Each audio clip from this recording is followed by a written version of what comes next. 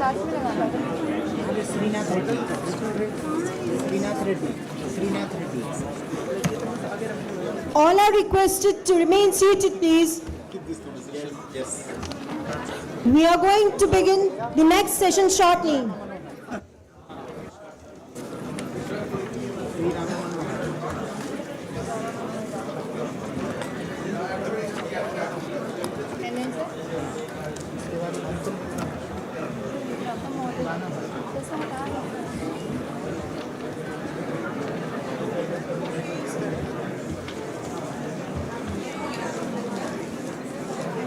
Next. वहाँ पे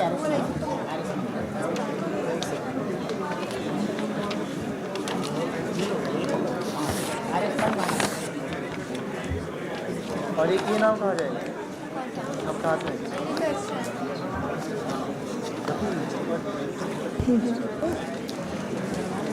Ladies and gentlemen, we have just concluded a very insightful first session where our speakers highlighted how collaboration, digital infrastructure and AI innovation are transforming public health delivery at scale in India and across global context. Building on those powerful perspectives, we now turn to the next frontier.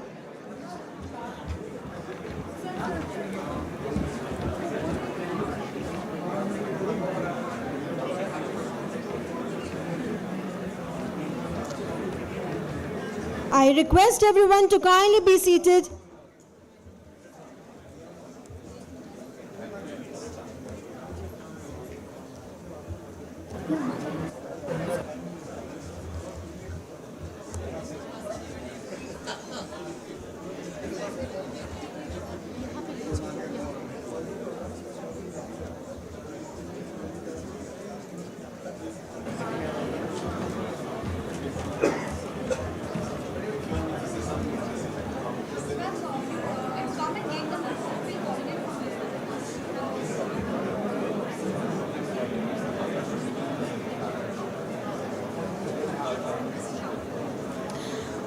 Panel session 2 will focus on the theme AI for inclusive, accessible and universal healthcare.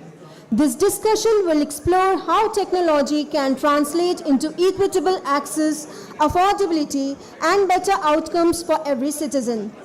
This session brings together distinguished leaders from healthcare delivery, research, technology and public policy. As I announce the names, may I respectfully invite each of the panelists to kindly come up for the photo session. Shri Rajiv Sikka, Group CIO Medanta. Professor K. Srinath Reddy, Founder President, Public Health Foundation of India.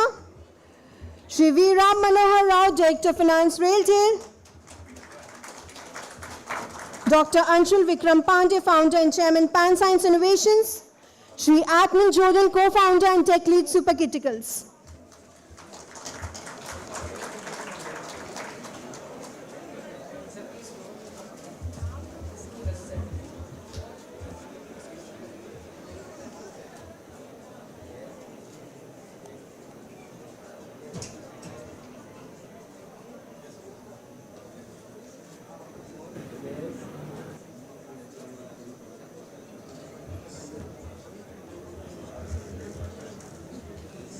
I request the panelists to kindly take their seats. As I announce the names, may I respectfully invite each of our esteemed panelists to kindly come forward and take their seat on the dais. Shri Rajiv Sikka, Group CIO Medanta, a leader driving digital transformation in one of India's foremost healthcare institutions. Professor K. Srinath Reddy, Founder President, Public Health Foundation of India, a globally respected public health expert and a guiding voice in health policy and systems reform. Shri V. Ram Manohar Rao, Director Finance Railtel and Indian Railway Officer, Account Service Officer guiding financial stewardship and governance for Railtel's growing national digital mission. Dr. Anshul Vikram Pandey, Founder and Chairman Pan Science Innovation. an entrepreneur building AI and deep tech ventures across healthcare and critical nation sectors. Shri Adnan Jordan, co-founder and tech lead Supercuticals, working at the forefront of AI-driven diagnostics for underserved and resource-limited communities. This session will be moderated by Dr. R.S. Mani, Distinguished Scientist and Head ICTD CSIR, a respected leader guiding national initiatives at the intersection of science, technology, and societal impact. May I request our moderator to kindly take his seat on the dais. Each panelist will have 5 to 6 minutes for their remarks. A short buzzer will sound at 5 minutes and a long buzzer at 6 minutes. May we request you to kindly conclude at the final buzzer. It is my privilege to now request Dr. R.S. Mani to kindly take over the proceedings.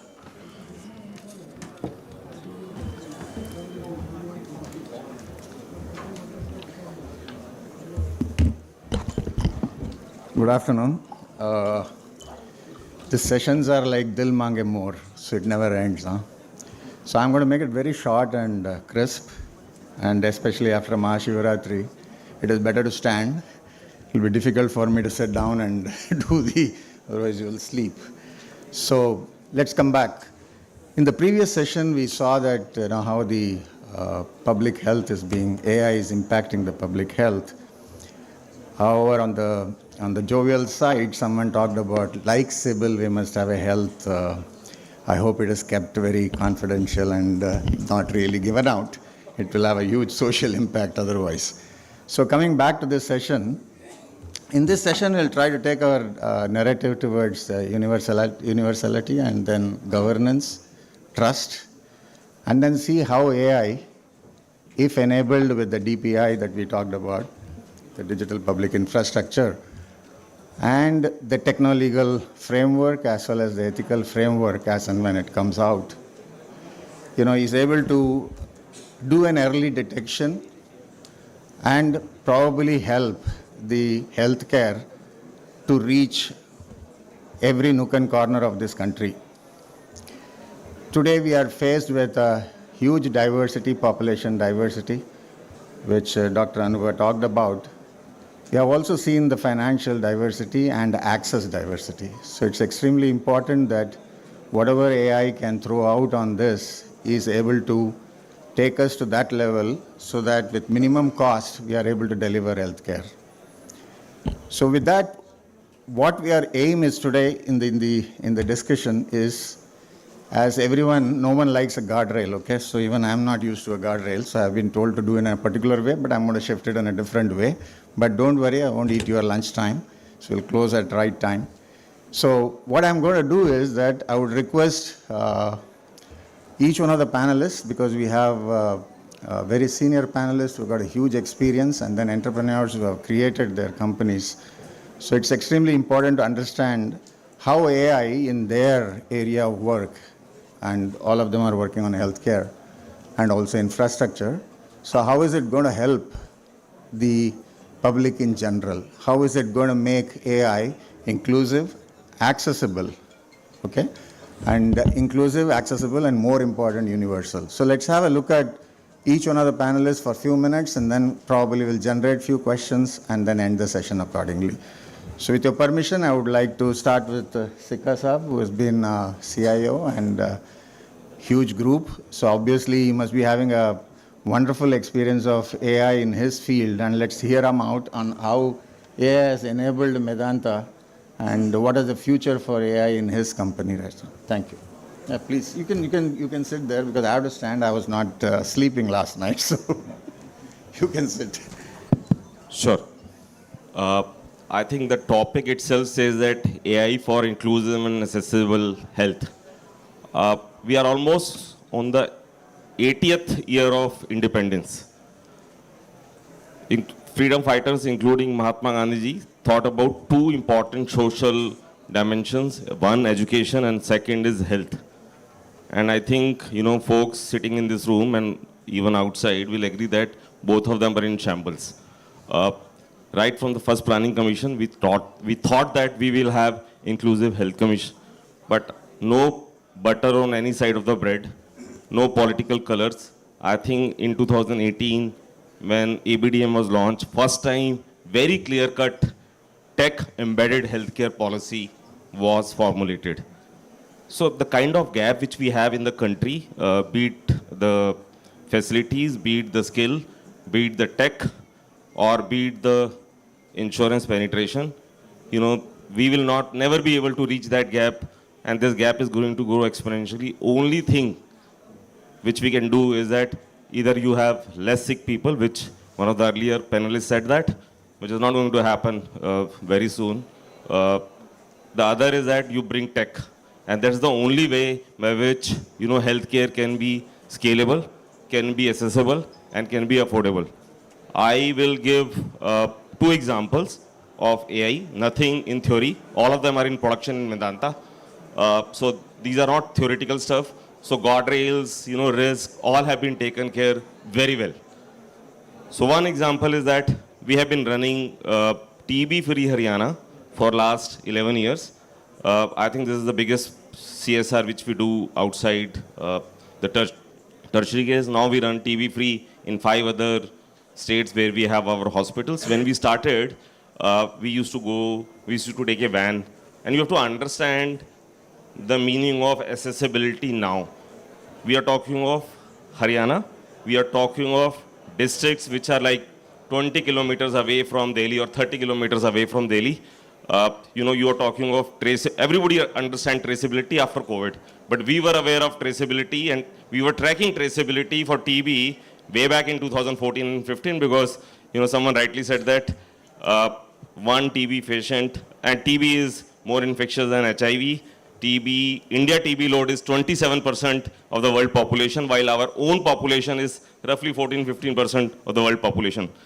So having said so, now, when we started running this program, we used to send 1 radiologist in a van. So roughly in one single day, we have 200 odd subjects who were there for TB screening. I have been to those vans, and for us, timely detection on the same day and very fast is important because these were all dihadi workers. I learned this word called dihadi workers because they used to say that, sir, do it fast because meri dihadi miss ho jayegi. For him to find TB in his body, that non-latent TB versus dihadi was more important. So one thing which was happening is that we used to do the picture of the scan because radiologists can see limited number and then send it to folks in the Gurgaon headquarters, and then, delay definitely used to happen. And a lot of times, picture was not perfect. So all that story, cutting it short, COVID happened, and then we were short of radiologists because radiologists also got involved in doing HRCT. Now everybody remembers what was HRCT during COVID days. So we thought that let's have an AI box in the van. Okay, great. But where was the 2G or 3G connectivity on those remote areas? So definitely AI van was a failure. So second thing which we did is that we brought the AI module back into the box which is attached to an X-ray modality, so which means in local AI. Now how do you improve the machine learning which Dr. Nurma spoke about? So we used to bring the van back to Medanta Hospital. We used to upgrade the algorithm each Friday night so that next Monday morning it is ready to use. Now what we are saying is that in this particular case, we were able to detect TB or no TB within 30 seconds of an X-ray coming out of the modality. So just imagine that, which was taking couple of hours where the dihadi worker is not around, and then you have an X-ray machine giving you an X-ray in a DICOM page format and giving you a possible TB for the subject or not. Definitely this is, X-ray is a screening test in the case of a TB because it's easy to do but difficult to read because radiologists were not around. So sputum test and then ASHA worker took over, but for last 5.5 years, we were doing roughly 6 vans, 4 days a week, 200 subjects per day, per visit. So multiply it, not even one single X-ray is read by a radiologist. So that's the power and accessibility and affordability of AI in production, at least in Vedanta. This is primary care, and I'll talk about one more example on agentic AI. I think I have to tell you two aspects of the stories. Both of them are personally related to me. My mom, once I took her to Medanta Hospital, obviously everybody knows me, so doctors are also aware. So one doctor gave one prescription, mom rejected it. Second doctor, next day, gave almost the same prescription. Mom was not aware which prescription is this or which doctor is this, academic hierarchy, nothing was known to mom. So next day when we asked, why the hell you took, second when the prescription is the same? She said that at least doctor was speaking to me. Doctor was looking into my eyes. So patient want doctor to speak. I have another example. My daughter is a doctor. So she does practice. So she generally have 30 minutes for a consult. She's outside India. So she is at 20 minutes patient are talking nonsense. They don't talk about symptoms. Doctor only kick in the OPD is to convert the symptoms into a diagnosis. That's the kick. Okay. And now for 20 minutes, patient is saying that, my son came, he brought such a beautiful shawl. At 21st minute, doctor is switch off. He doesn't comprehend what patient is saying. So they two different contrasts. Doctor wants to cut short, listen to the symptoms, say the diagnosis and go back. Patient wants doctor to listen. So we came out with agentic AI with this principle where conversation between doctor and patient is happening in an agentic environment. Agent is listening each of the conversation. You come and visit us. It speaks in Bhojpuriya language. It speaks in Maithili language. Because we have hospitals in Patna. Okay. And then each and every prescription is ready, structured. There are brands, there are generics, there are instructions in the local languages, there are general advice in the local languages in case the patient is interested in the local language as a prescription. So what I'm saying is that, and plus doctor get a lot of satisfaction because he's not focusing on time. Most of the senior doctors, they use keyboard like this. Okay. So for 20 minutes, they are typing the prescription. For 5 minutes, they're looking at the patient.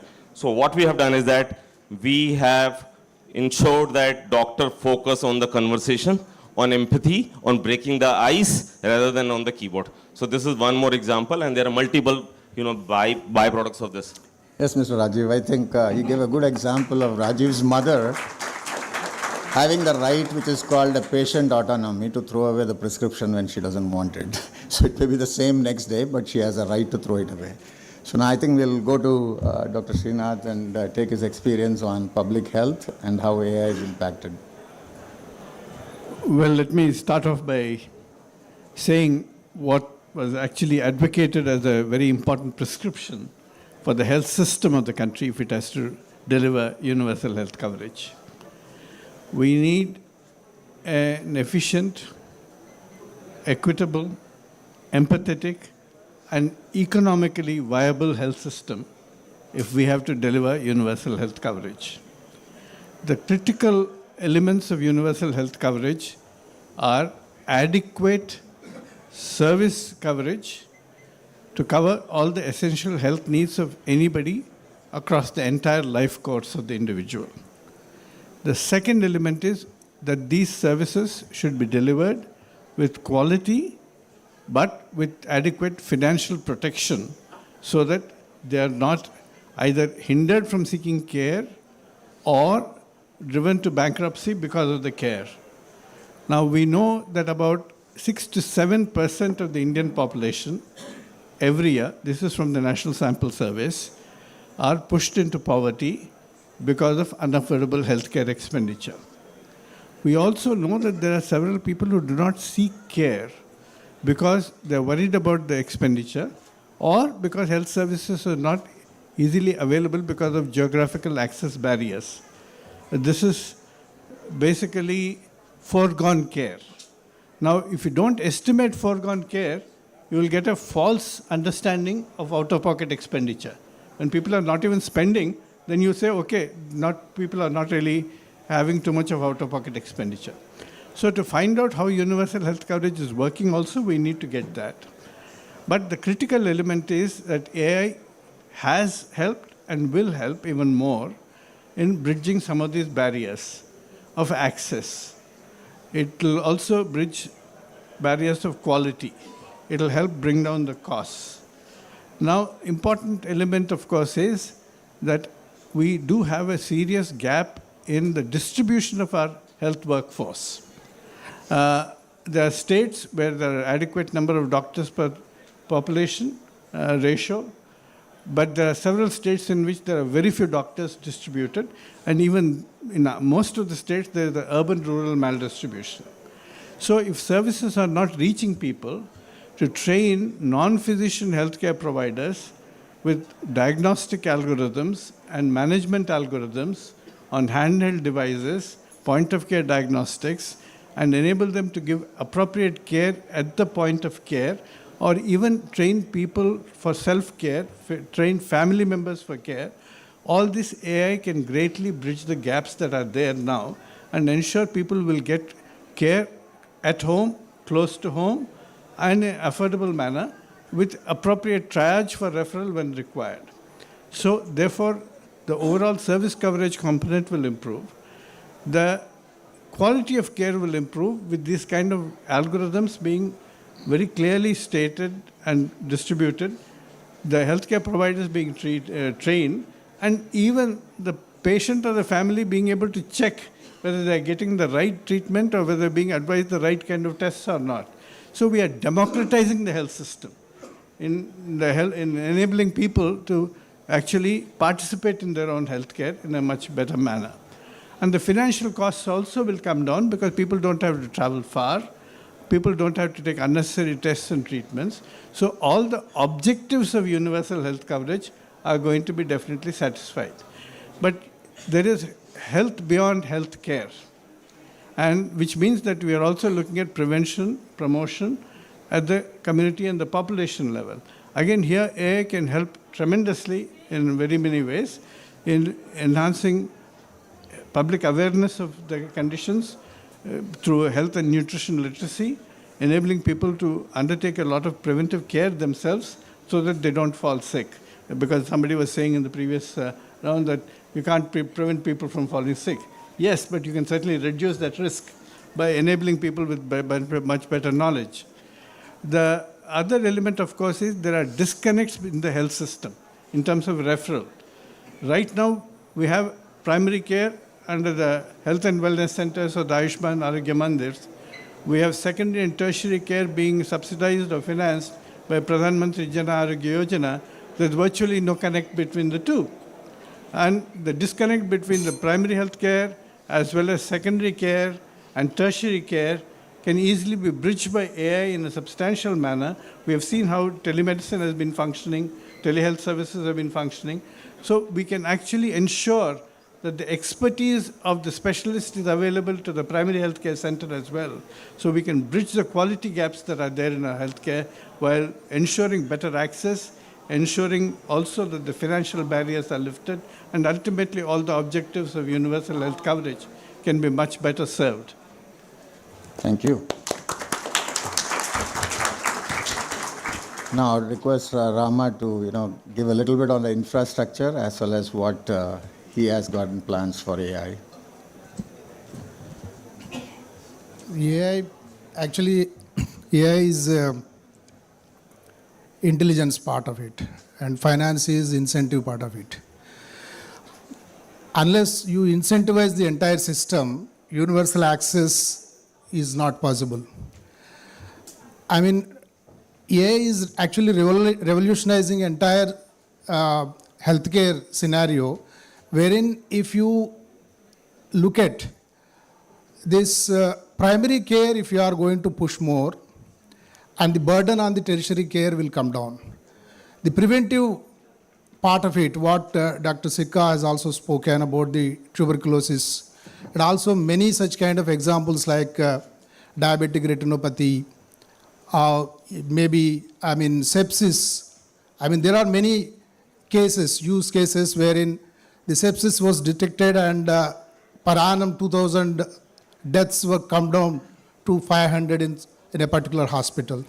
So that kind of preventive thing will reduce the load on the tertiary and secondary healthcare systems, and that will enhance the affordability for the general patients and public. So that is one area actually this AI is going to play a major role, And as far as the other aspects, I mean, I'm from finance, that's why I'll try to look at it from the finance angle also, wherein the benefits should be available to all the players in the entire ecosystem. From that perspective, earlier we have been listening to NHS director where he was mentioning about the fraud detection part of it. And AI is a tool where fraud detections can happen, and then public spending where around 3% of GDP is being spent on public fund, healthcare. And there may be a lot of leakages. These leakages can be plugged. And coming to other point, as far as the risks part of it is, normally technology means we go by technology solutionism, thinking that technology is all pervasive and technology will be it will give the right prescription. But many a times may not be, because it is involving data, and the data what we are gathering might be having so much of biases. I mean, this is one area where international discussion also is happening, the data on which the entire systems are getting trained.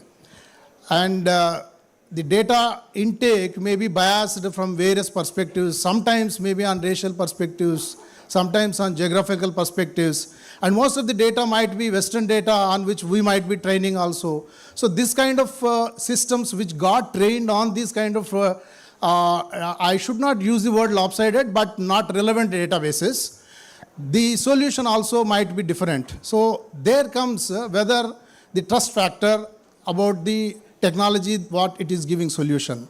From that perspective, and also data being very private and sensitive to everyone, especially the individual health data, it is very, very sensitive data. A federation of data is very much important, in the sense that the data can be trained by respective hospitals in their local systems, and without having any specificities and detailing about the individual data, that data can be duly giving the weights and the activations, then that can be shared across on a portal kind of thing. So that kind of systems are very much essential, and that also makes this universal healthcare very much accessible. Unless the data, localized data, Indianized data is getting trained properly, the solutions also may not be right in the perspective. So that's why the data sensitization is very much important. And also, I foresee a lot of opportunities in this sector, especially tech companies and startup companies kind of thing. Now, huge data is getting trained, but that can be containerized, that can be quantized, and it can be made readily available to the end users and mobile level and end device level, wherein this kind of data trained models on a low memory based systems can work even on low internet. I mean, there is no internet available in rural areas. There also they can be useful, and that is another area which can make this universal access possible. Because universal access means what, to my little understanding, I think experts are there here, to my little understanding, whether primary, secondary or tertiary, all the three layers of the healthcare shall be available to all the citizens and individuals equal footing. And that is a very, utopian kind of thing, but technology is one which can really make it closer to us. And obviously, the various kind of technologies that are coming, like multilingual chatbots or interaction with the patient that can get recorded and then replayed again, that kind of systems which are going to proliferate in shorter period of time, and then we can see everyday life using these kind of technologies. So now finally coming to this part, because I'm from finance, we need to talk about the risk also. There are risk elements what I have already flagged, and the policy comes into picture there.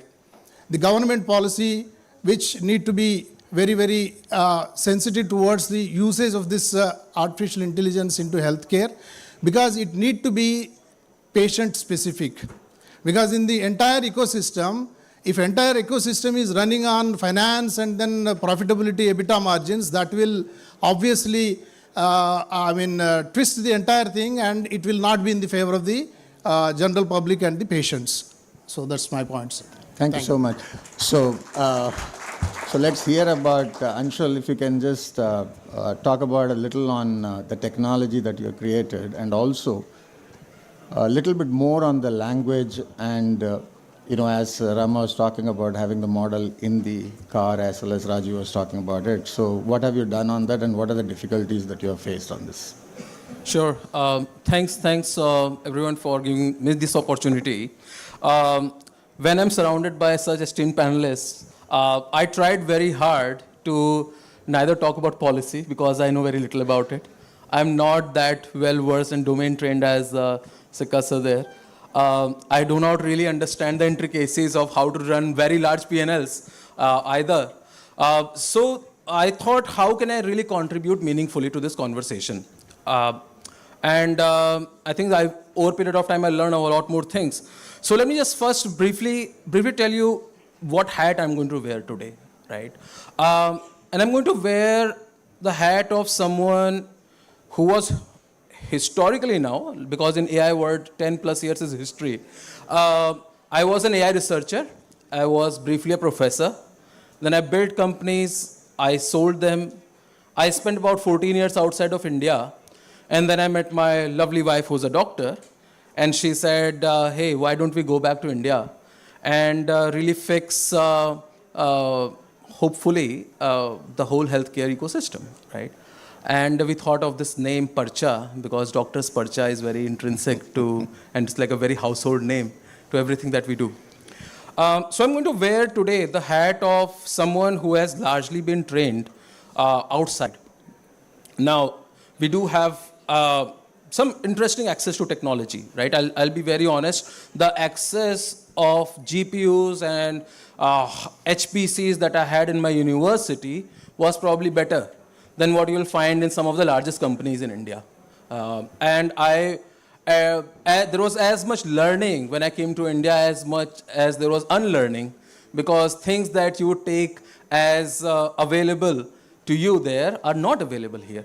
So I thought I will just give you this picture of what someone who's trying to really push for AI adoption and empowerment through AI really faces today, right? And everything that I'm going to talk about are very much backed in data. And we have done so many deployments now that we are very integrated to this, largely this India AI ecosystem, not just healthcare either. In fact, most of these recent product launches and these foundational model conversations that you see, when you really unlayer them twice, you'll find a flavor of Pan Science innovations somewhere there. So there are, look, India has done fantastic work in digital healthcare ecosystem, like no questions about it. When you really look at the rails that have been paid, they are fantastic. I mean, we have hundreds of millions of digital health ID cards. We are running crores of teleconsultations parallelly. These are things at population scale. These are not even like a cohort or a silo scale. But there are a couple of very interesting challenges that we are going to all face. The first being, we have also talked about contextualization, right? So the AI being trained on Indian data, AI should be trained on Indian data. I will not go right now on the accessibility of the data aspect, right? How much of this already is still pen and paper? But when you really think about contextualization, so that is my first point, we faced the problem of contextualization not only from a point of view of data access, but also what Rao sir said with regards to even the bandwidth access, right? So when you're really doing deployments in these fringe areas, and we did some deployments in Andhra Pradesh and very remote areas of Telangana, these were deployments on mobile medical units, which have no access to internet whatsoever. Now you are resource constrained. You don't have bandwidth. You are internet constrained. So everything has to run on-premise, right? Or at least on the device. And that means you are also going to be constrained by the kind of AI model you can use, right? So while we can talk about the benchmarks that yes, AI today has become 98% great in predicting certain things, when the rubber meets the road there, we are really talking about 75 and 78 and probably 82. So I think us as enablers as well as the ecosystem that will be empowered, we first have to really keep resetting our expectations to the nuances and constraints that we'll be operating under, right? And I think that kind of a realization and resetting around ecological validity is most important, because otherwise what will keep happening, we will keep comparing the hype with the realities, and that is not going to be that great. The second part, which is, I think that's one thing that I see lots of AI companies not doing today, is start to build any solution from the edge inwards. And what does that mean? In healthcare ecosystem, I call edge as the point at which the healthcare worker and the patient's interaction happens, right? So yes, you can build fantastic policy models. You can build dynamic pricing on insurance. You can build maybe great tools for radiologists. But I think that is the second part where we have seen lots of failures happening. In fact, last week we were doing a deployment, we were doing a pilot at one of the large hospitals in Delhi, and there were at least 10 conversations happening in the same room. So all those voice AI models that work really well in an air-conditioned office of a tertiary care large hospital are going to fail, right, and fall flat. So I think that is another part where you start to see nuances that you have to fix. And yes, of course, by doing some technical work, you can start to really get to a solution that works. In fact, that pilot, it seems that it was going well, so we'll know more in the coming weeks. And the third point, and that's the last point, I think that is a mindset shift that we all are we must have here. We have to, and I cannot emphasize more, we have to start to measure outcomes and not pilots. And what does that mean? If you ever come to my office, I have a quote there, we can only improve what we can measure. And it's absolutely critical that you measure the right thing. We have to measure, I mean, in dystopian world, yes, we have to measure how many people got longevities and so on. But today, we have to stop measuring success by product launches. We have to stop measuring success by pilots. We have to start measuring success on how many high-risk pregnancies were detected earlier, how many hypertensive patients adhered to their medication, how many patients' history were properly captured and populated in the EMR systems, right? I think that is where a lot of issues we do come across. The great thing is, and that's the optimistic view, and that's the last point I'll add, most of the things that you today feel are technically difficult, right? And we are probably just skipping the conversation because it's technically difficult, are all solvable today.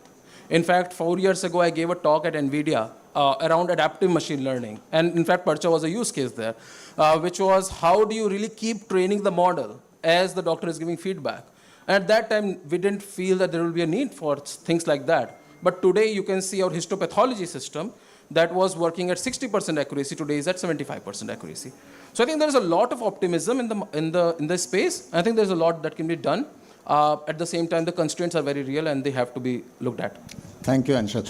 So let's now get on to the topic where we will ask Mr. Jadon on how do we look at AI when we talk about personalized medicine, and as well as whatever you are doing right now, if you could enhance more on that. So thank you for that. Yeah, thank you for that. Good afternoon, everyone. So I'll pick off initially where Sir left, right? So when we talk about AI that is inclusive, that is accessible, that is meant for universal healthcare, we cannot look at benchmarks in terms of model score, in terms of pilots conducted, in terms of demos conducted. The benchmark is systemic impact. Systemic impact in terms of time saved, money saved, continuity of care, especially where healthcare is stretched out thin. I do not come from the perspective of training a foundational model, but more from a perspective of creating, curating deployment pathways, healthcare pathways on the ground. And what we have seen is that healthcare becomes non-universal much before, due to human reasons, much before it becomes non-universal due to technical reasons. If I take you through a quick vignette of a diagnostic cum consultation setup that we have in a small town called Mahoba, the Jan Swasth Kendra, as we call it. As patients started rolling in, we saw a very unique pattern. I'll say unique because, yeah. So a very unique pattern in which patients were equating good treatment with something that is fast. So by fast, what I mean is immediate visible intervention, be it strong medications, steroidal medications, IV drips, anything that will give relief faster, right? On the contrary, if a clinician prescribes a proper treatment plan with multiple follow-ups, a gradual medication, lifestyle changes, it is treated as hoax or perceived as hoax. So I'm not saying this to pass judgment on anyone, but more towards to bring light to what this births. Confusion-driven healthcare. Confusion is madly expensive. Lack of faster treatments, then talk about delays, treatment delays, unnecessary medications, lack of adherence. This is where universal healthcare breaks. Not just on access, but on understanding. So on the deployment side, what we observed were 4 common breaks in each and every deployment. The number 1 was the meaning gap. By meaning gap, what I mean is the lack of healthcare literacy pushes the patient towards understanding or towards chasing relief, faster relief. The new norm is something that is immediate. The second one is the interpretation gap. There's prescriptions available, there's multiple reports available, even with my grandmother, but these documents do not make any sense to her. A patient would not be able to tell you what their HbA1c reports mean, or they would not be able to tell you why they're on 7 different medications in a single prescription. The third gap that we observed was variability. Healthcare is not consistent. It varies from doctor to doctor, from clinician to clinician. Definitely be a lot better in Vedanta when you compare it to a simple PHC, right? Be it due to the time variation, the time pressure, due to incentives to the doctors, to the habit, or due to just simple lack of standardization, this is treated as randomness or perceived as randomness by the patient. This randomness drives the patient to get to or rather take the pathway that feels most effective instead of taking a pathway that is correct. And the fourth one is the navigation gap. Without understanding what to do next, it drives the patient, or rather makes the patient bounce between multiple referrals, multiple medical institutions, without understanding what to do next, and up until the symptomatic escalation brings them to a tertiary hospital, as one of the panelists said. In the tertiary hospital, increasing the load of a condition that could have been taken care of at an earlier stage, possible. So where does the AI come into picture, right? That makes it genuinely inclusive.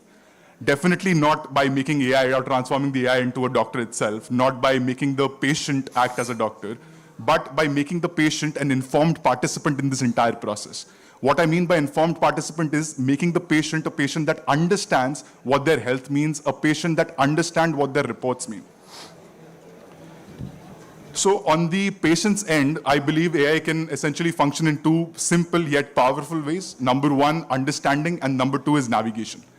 Understanding what your prescription means, what the particular medicine is, which is a support medicine, which is required, which is symptomatic, and which medicines are just simple supplements. Understanding what your reports mean in plain, simple language, what it implies. And finally, creating a next step ladder that talks about what to take care of immediately, what is an emergency situation, what can be taken care of by a simple home remedy, and what requires a local clinician intervention. This reduces panic decision-making and unnecessary escalations, making inclusivity come into its true sense. In terms of lower number of hospital visits, lower expenses, less hassle, less harm, essentially. Yeah, please go ahead. Finish your last step. Yeah, sure. So this only works with a bounded model.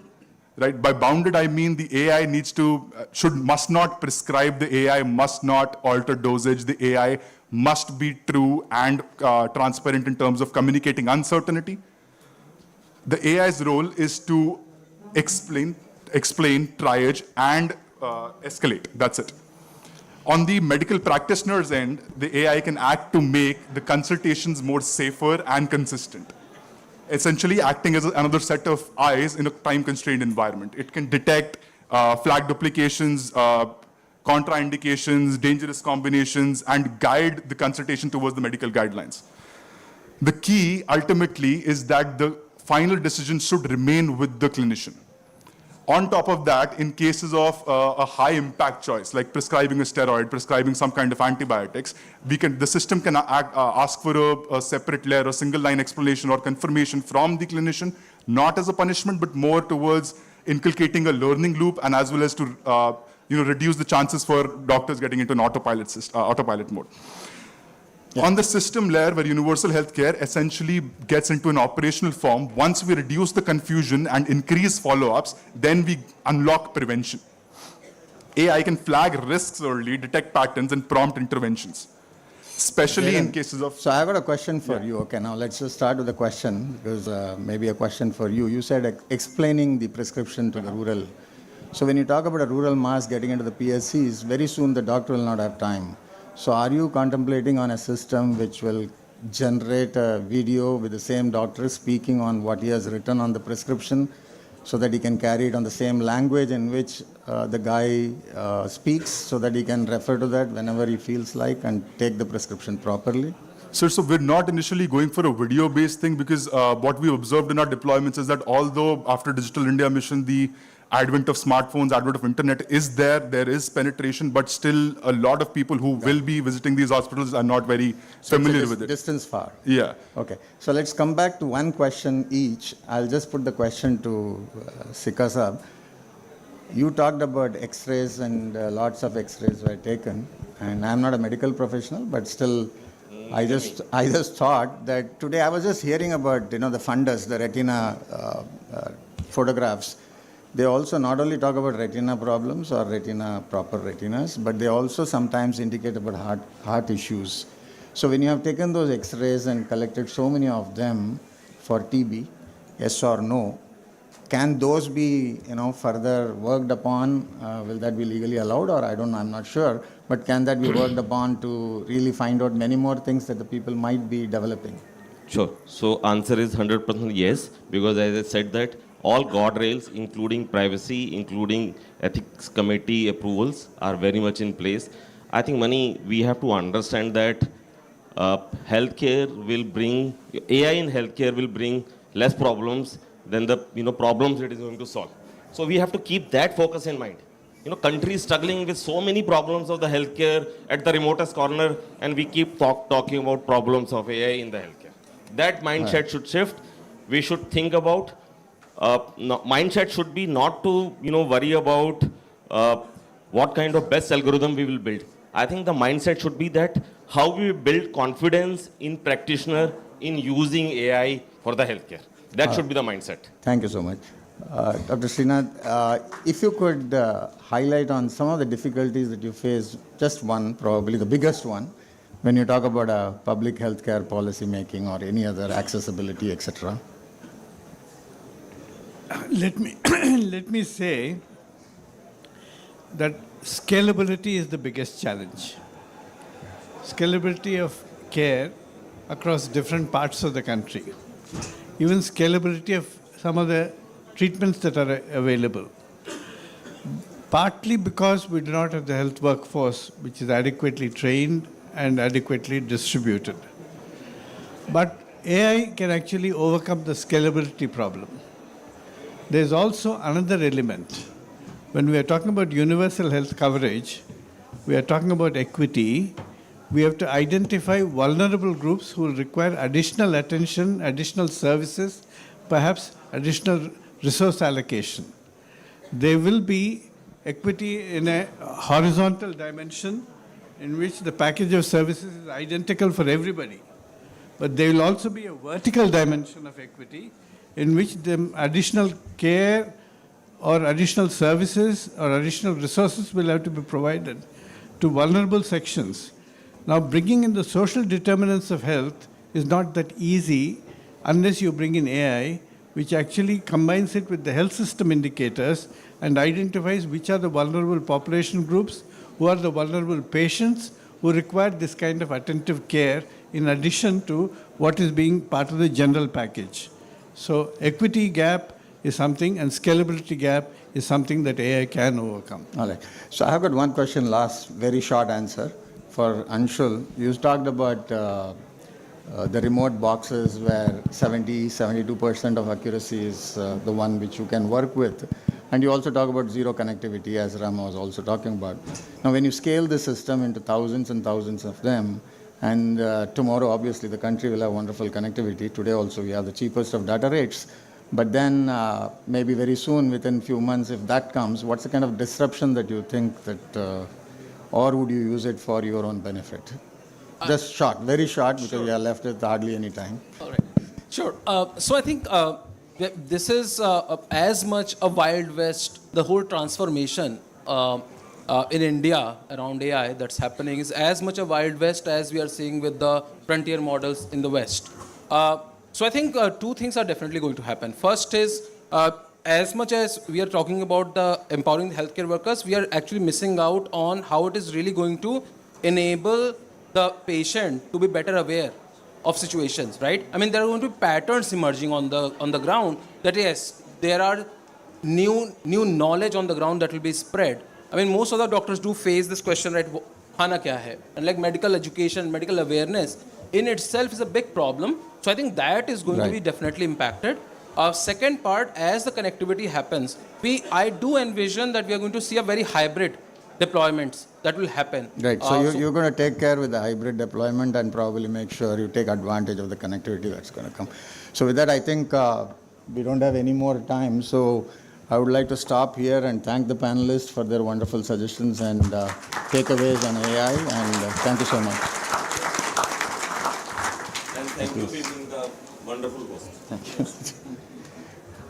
I think Dil Mange more. I need to speak, but I will do that another time. Please. Go ahead. Sorry.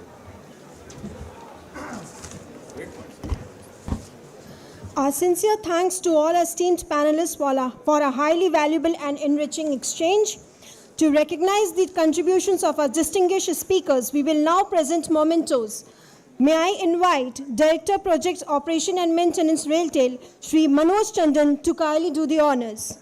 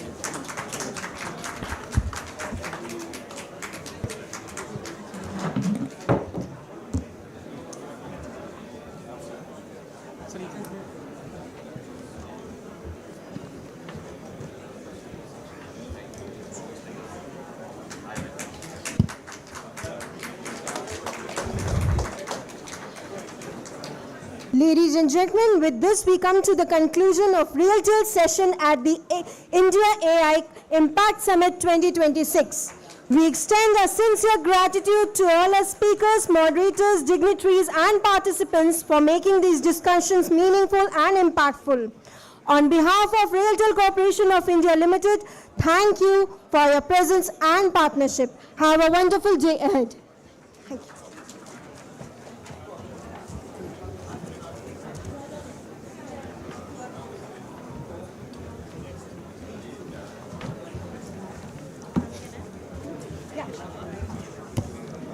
Thank you, everyone. The next session will start in another 5 minutes. Kindly vacate the hall till then.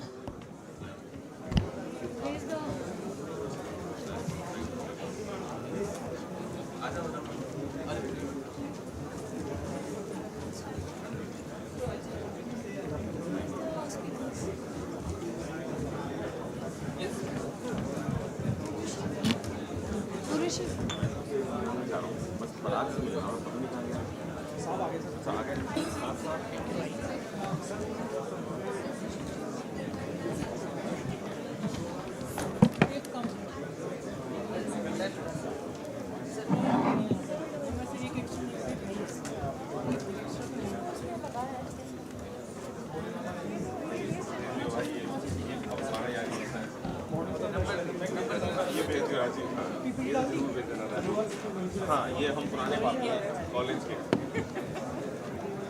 अनुभव भी जी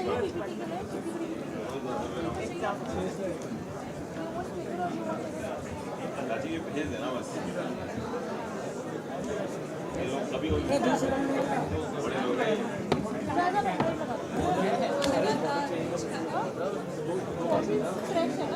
fresh नहीं है बहुत आगे fresh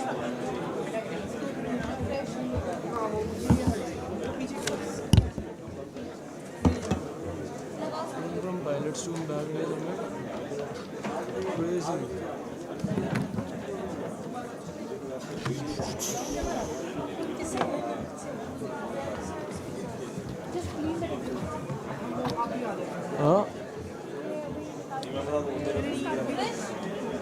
Request everyone to vacate the What will you do? Hey guys, please vacate the room as the guests have to come. No. Then why did she ask me to vacate? Okay.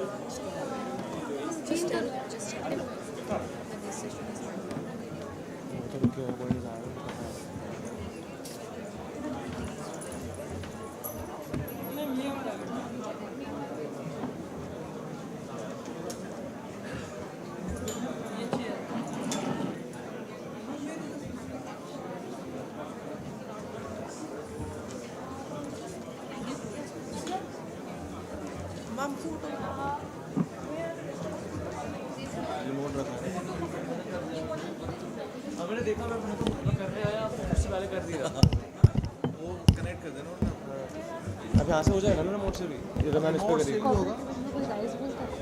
मैंने वो बोलते realise करा मैंने चलो कोई नहीं चलो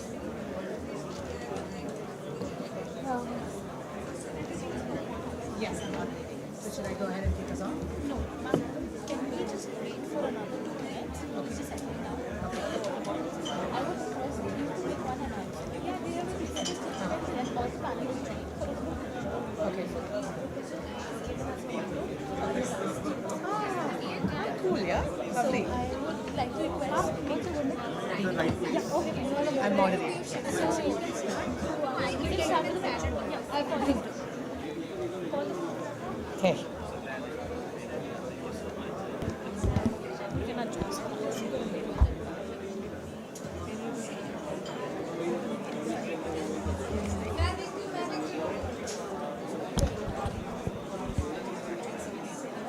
Good afternoon, everyone. I'm just happy everybody's sitting at this point and there's no one in the hall that has to stand. One of the benefits of a 200-member seating facility, I guess. So this is fantastic. Thank you all for joining us today. My name is Deepa Karthikeyan. I'm co-founder, partner of an organization called Athena Infonomics. We're an organization that specializes in evaluating artificial intelligence, right? And which is really what we're here to talk about. I've been instructed that we'll need to do a group pick before we get started. So I'm going to request my esteemed panelists to just come together for a group pick, and then we'll get started in a minute.